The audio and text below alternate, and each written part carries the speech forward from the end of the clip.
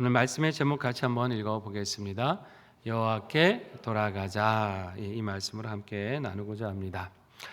남유다는 북이스라엘의 그 멸망을 보면서도 깨닫지 못하고 하나님께 돌아오지 않았죠. 본문은 이렇게 계속 완악하게 하나님을 거역하는 유다에 대한 심판의 말씀이에요. 5절부터 보면 이 패역한 유다에게 심판이 임하는데 무서운 전쟁과 같이 임하게 된다라는 말씀을 주십니다. 나팔을 크게 불라는 거죠. 전쟁 나면 예전에는 고대 사회에서는 어떻게 해요? 나팔을 불고 침공을 했죠.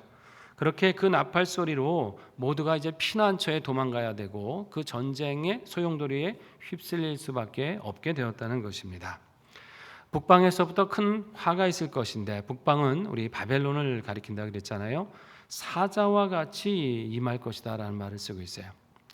이 사자가 배부를 때는 안 그런데 배가 고프면 어떻게 되는지 아시죠? 아주 맹렬하게 먹잇감을 추격합니다. 놓치는 법이 없죠. 그 사자의 악에 걸리는 순간에 살아남을 수가 없는 거예요. 마찬가지로 이 바벨론이라고 하는 나라가 침공할 때는 이 굶주린 사자처럼 아주 맹렬하게 유다를 짓밟게 되리라는 말씀입니다. 그 날은 어떤 날이겠습니까? 8절처럼 애곡하는 날이에요. 굵은 배를 두르고 통곡하는 날이 될 것이라고 하시죠. 자, 더 비참한 것은 이것이 왜 일어난 거예요?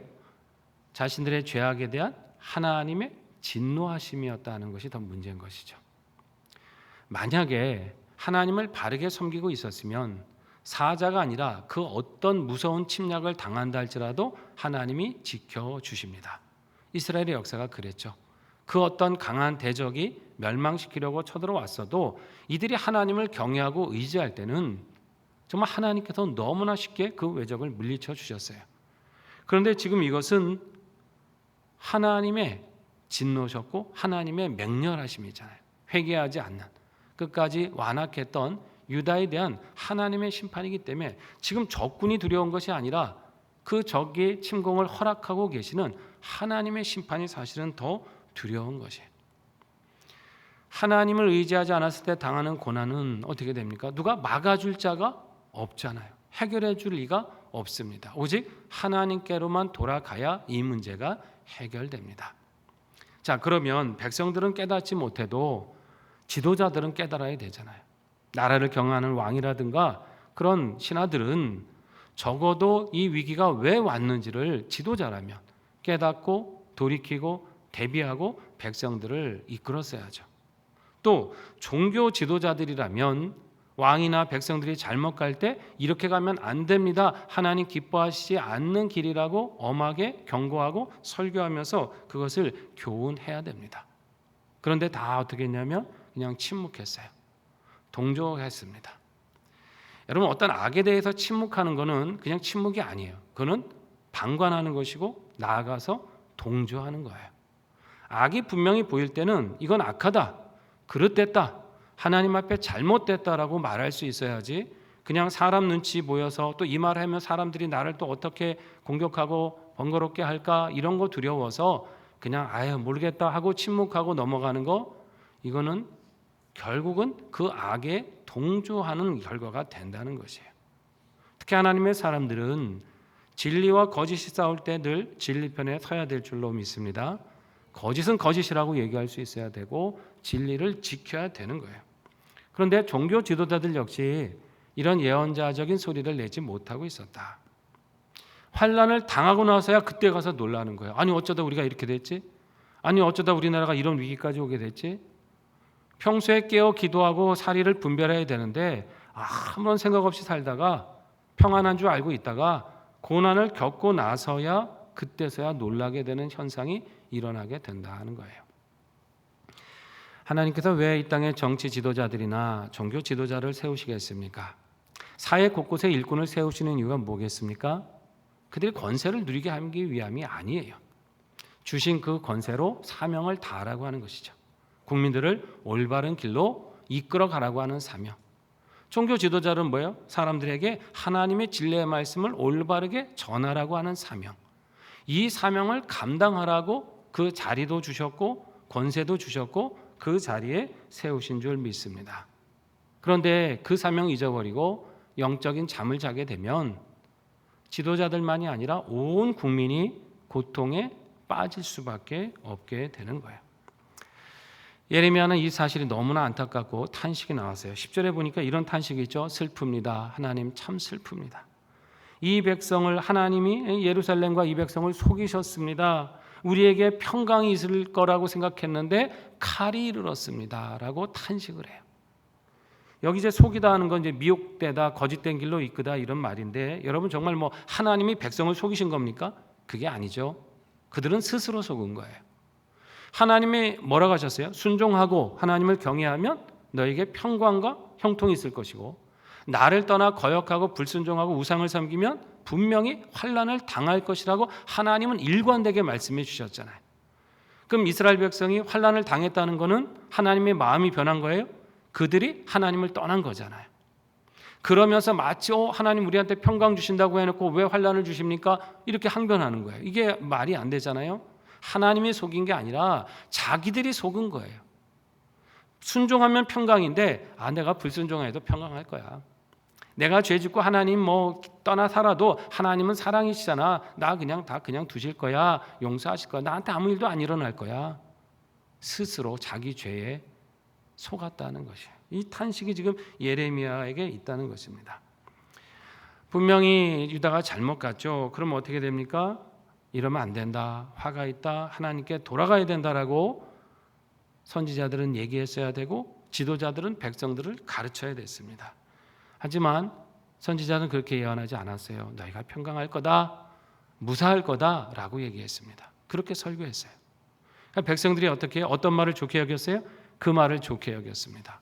그래, 평강한 건데 왜 자꾸 위기라고 하느냐.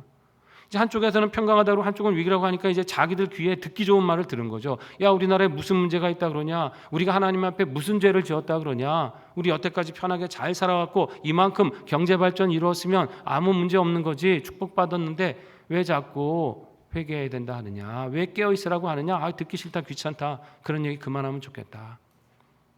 그리고 한쪽에서 평안하다 하고 너희가 문제 없다 하고 하나님 너희 복 주실 거다 하니까 백성들이 어떻게 해요?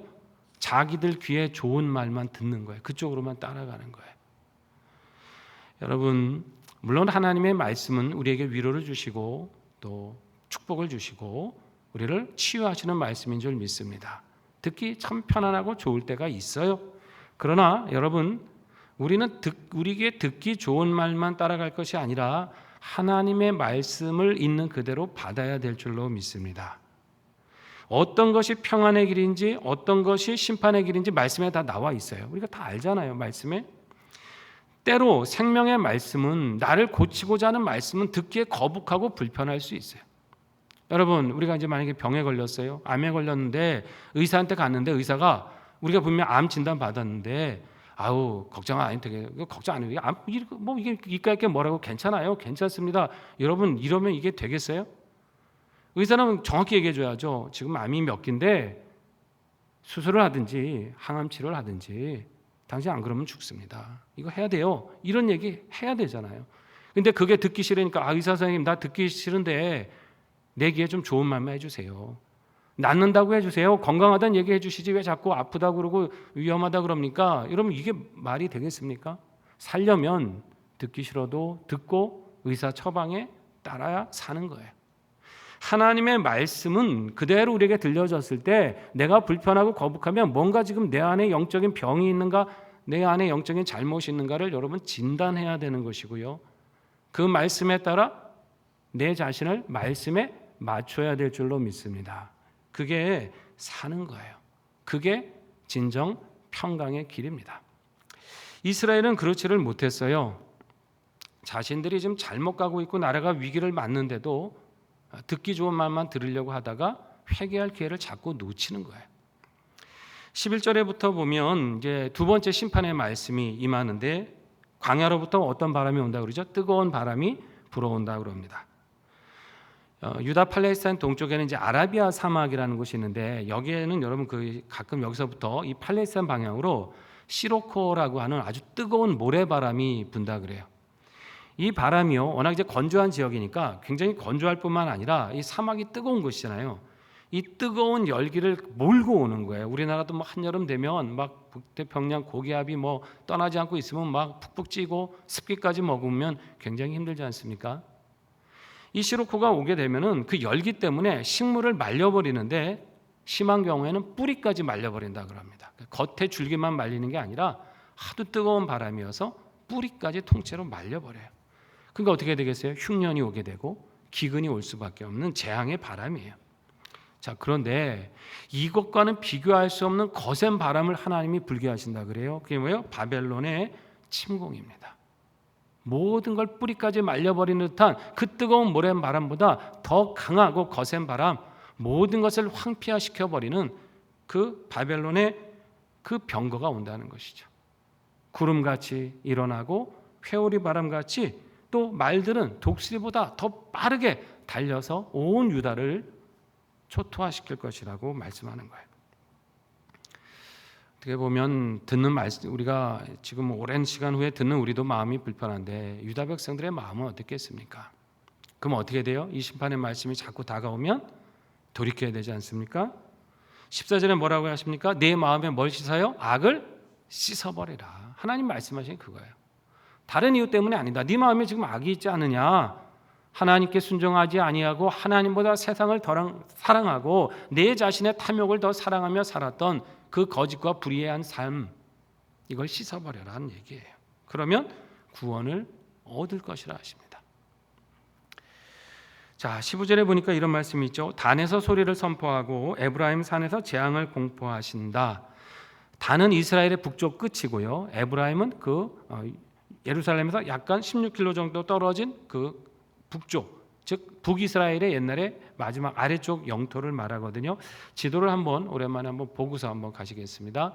여기 보시면 이스라엘 지도가 있고요. 보이세요? 단 지역 보이시죠? 이스라엘 북쪽 끝이고 에브라임 산지는 예루살렘 그 남유다 바로 올라간 고기의 산지. 그러니까 단과 에브라임 산지 사이에는 꽤 이제 거리가 있는 거예요. 그럼 여러분 보통 북방에서 공격을 해오잖아요. 위쪽에서부터 바벨론이 침공을 해오면 단 쪽부터 공격을 받을 거 아닙니까? 그러면 북쪽에서 군사를 가지고 적군을 막는 사이에 어떻게 해요? 아래쪽은 군사를 정비해서 위에 방어선이 무너지면 그 밑에서 다시 군사를 정비해가지고 또 싸워가면서 남쪽은 그 군대를 정비할 시간을 버는 거 아닙니까? 자, 그런데 단에서부터 그냥 에브라임 산지까지 저 그 거리까지 속수무책으로 그냥 순식간에 전열을 가다듬을 틈도 없이 단과 에브라임 산지 동시에 그냥 속절없이 무너지게 될 거다. 지금 이 말씀을 하고 계신 거예요. 얼마나 바벨론의 공격이 맹렬하면, 얼마나 유다가 그것을 막아낼 힘이 없으면 저 먼 지역을 그냥 순차적으로 막아내고 전쟁을 질질 끌면서 방어하는 게 아니라 그냥 하루아침에 순식간에 거기까지 밀리게 될 것이다. 이런 말씀이에요. 저걸 보다 보니까 우리나라 6.25 전쟁도 생각이 나시죠? 여러분, 우리나라 6.25 전쟁 때 마지막 남은 낙동강 전선 기억나시죠? 그 경상북도 남도 지역 그 일부만 남고 왜 순식간에 다 점령이 되잖아요. 수도 서울은 3일 만에 함락이 됐습니다. 얼마나 아무 준비가 없었으면 세상에 수도가 3일 만에 전쟁에서 뺏깁니까? 그리고 낙동강 전선까지 점령하는데 한 달이 채 걸리지 않아요. 아마 한 보름 정도만 더 시간이 있으면 그대로 그냥 온 나라가 공산화가 되었겠죠. 그런데 여러분, 한 달도 안 돼서 그 낙동강 전선까지 밀렸는데 그 전선에서 무려 얼마를 버틴 줄 아세요? 한 달 반을 버텼어요. 사실 그때까지 아무런 무기도 없고 준비도 없었는데 온 국토가 한 달 만에 점령당했다면 낙동강 전선은 길어야 1, 2주면은 다 점령이 될 수밖에 없는 기간이죠. 북한군은 거기에 총 공세를 퍼붓거든요. 모든 주력 사단을 낙동강 전선에 몰아 넣었거든요. 근데 그곳을 우리 국군과 미군이 이제 합동해서 그것을 지켜내는데 한 달 반이라는 시간을 버팁니다. 이게 기적이라 그래요. 전쟁사에서는. 어떻게 저렇게 버틸 수 있었지? 그렇기 때문에 그 기간이 있었기 때문에 인천 상륙작전을 할 수 있는 시간이 되었고 반격의 기회가 돼서 우리나라가 공산화되지 않은 거예요. 여러분, 돌이켜볼수록 이건 하나님의 은혜인 줄 믿습니다. 우리가 베트남도 공산화된 걸 잘 아시지만 무너지기로 말하면 순식간에 무너져요. 그런데 그 모든 것이 아무런 소망이 없다고 하는 그 가운데서 대한민국을 지키신 것은 정말 두고두고 생각할수록 하나님의 역사예요. 자, 그런데 유다는 지금 그 상황조차도 안 되는 거예요. 뭐 단에서 에브라임까지 뭐 버티고 한 달을 버티고 이게 아니라는 거예요. 그냥 무너집니다. 자, 결국 이 고통은 누가 자초한 거예요? 유다 백성이 스스로가 자초한 거죠. 자기들의 죄가 깊어서 자기들을 찌른 거예요. 자기들의 죄악이 완악함이 가시가 되어서 자기들을 찌르고 자기들에게 올무가 되었다는 것입니다. 근데 여러분, 유다는 어떻게 했어요? 회개한 것이 아니라 하나님 탓만 한 거죠. 아니, 하나님 어떻게 이러십니까? 우리 지켜주신다고 하고 왜 이러십니까? 우리 평강할 줄 알았는데 왜 이렇습니까? 자꾸 이 얘기만 하고 있는 거예요. 문제의 원인은 분명한데 하나님께 돌아가면 되는데 돌아갈 마음은 없고 자꾸 자기들 죄만 변명하고 합리화하고 있었다. 여러분, 우리는 유다의 모습을 통해서 한 가지를 교훈 받아야 합니다. 모든 고난이 죄 때문은 아니에요. 그러나 우리는 고난 속에서 우리 자신을 돌아보는 신앙을 가져야 합니다. 내가 하나님 뜻대로 정말 잘 살고 있었나? 혹시 하나님이 이것을 통해서 내게 하시고 싶은 말씀이 있는 것은 아닌가? 내가 혹시 깨닫지 못하고 있는 무감각한 신앙의 삶을 살고 있었지는 않았나? 우리를 돌아보고 하나님께 더 가까이 나오라는 음성으로 여기고 나간다면 어떤 고난도 변하여 복이 될 줄로 믿습니다. 그러니까 하나님이 주시는 사인인 것이죠. 이렇게 주님을 의지할 때 회복하시고 평안의 은혜를 주시는 거예요. 자, 문제는 이거를 자기 동족에게 전해야 되는 예레미야가 너무 힘들었던 거예요. 예레미야는 감수성이 참 풍부했던 선지자 같아요. 자, 19절부터 보니까 어떻게 말하면 너무나 슬퍼하는데 너무나 슬프다라고 하고 있죠. 19절의 말씀에 슬프고 아프다 뭐 이런 표현을 써요. 근데 이게 원문에 보면 뭐냐면 내 창자여 내 창자여 이런 뜻이에요. 여러분, 이 창자가 끊어진다는 고통, 우리말도 참 이게 보면 비슷한 게 있잖아요. 우리도 애가 탄다라는 말 써요. 애가 탄다, 애가 끊어지는 거. 애가 창자잖아요. 창자. 너무나 고통이 클 때 이 창자가 끊어지는 듯한 고통을 느낀다.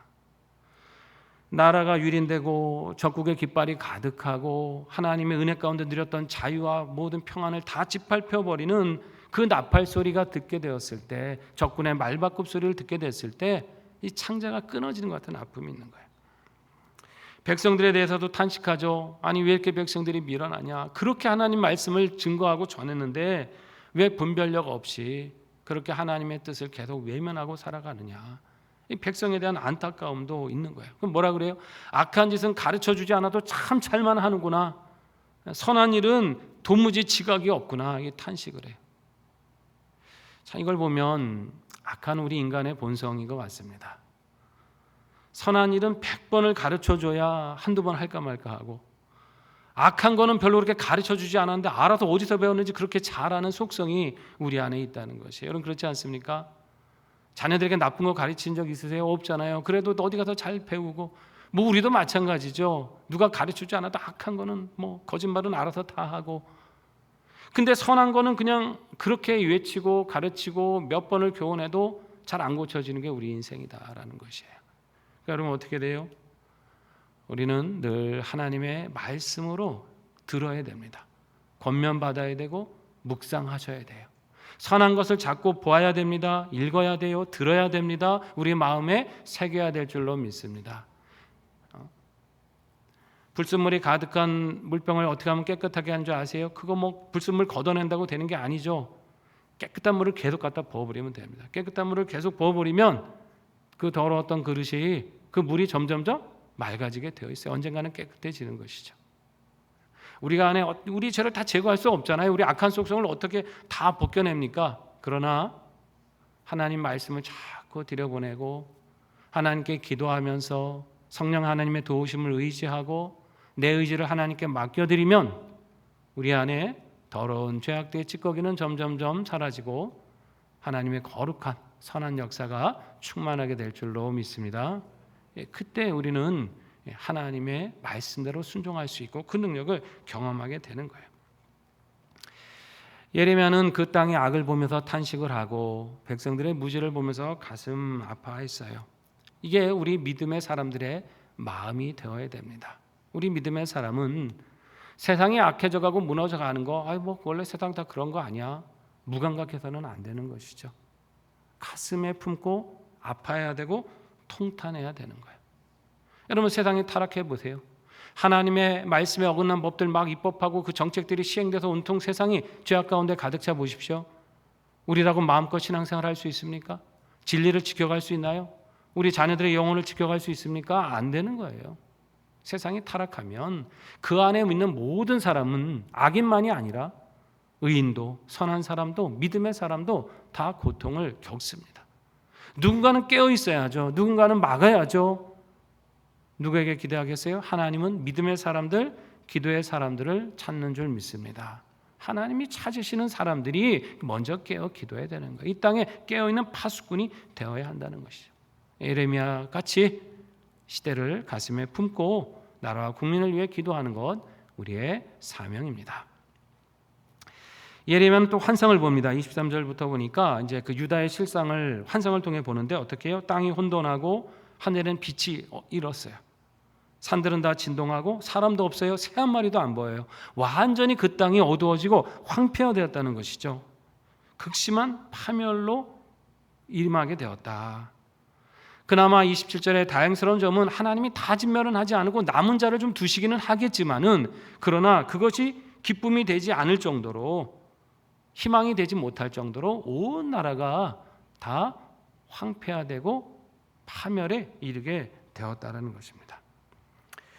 그렇게 말 타고 활 쏘며 달려오는 적군들, 그런 사람들 인해서 사람들은 숲으로 도망할 수밖에 없고 높은 바위로 기어오를 수밖에 없는 정말 극심한 상황에 처하는데, 하나님 말씀하시죠.